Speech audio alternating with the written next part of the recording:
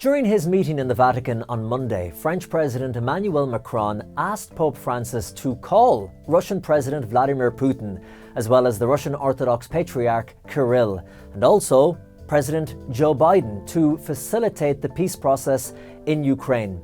In response, Moscow welcomed the proposal by Macron to include Pope Francis and U.S. authorities in talks to resolve the ongoing situation in Ukraine. That was according to a Kremlin spokesman. At Wednesday's general audience, Pope Francis spoke once again about discernment.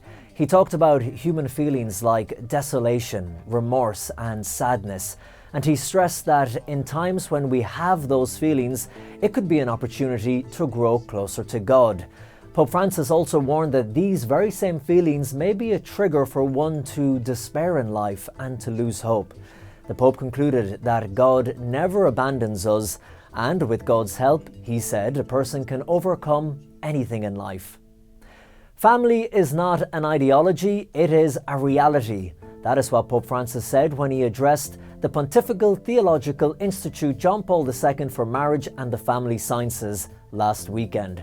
Pope Francis highlighted the need for the Church, as well as the State, to listen to and support families in these turbulent times, saying that the family is the very fabric of society.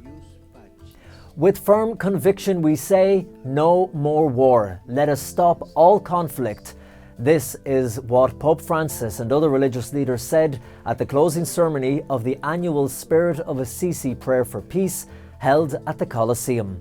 Pope Francis and other religious leaders made an urgent appeal for a universal ceasefire and stressed that believers must work for peace in every possible way, saying it was our duty to call for peace and reconciliation.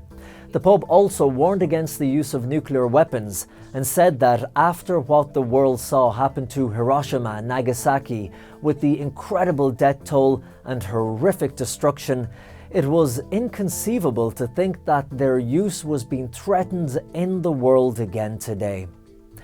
Next Wednesday, November the 2nd, for the Feast of All Souls Day, Pope Francis will celebrate Mass in St. Peter's Basilica at the Vatican in remembrance of the cardinals and bishops who have died this past year.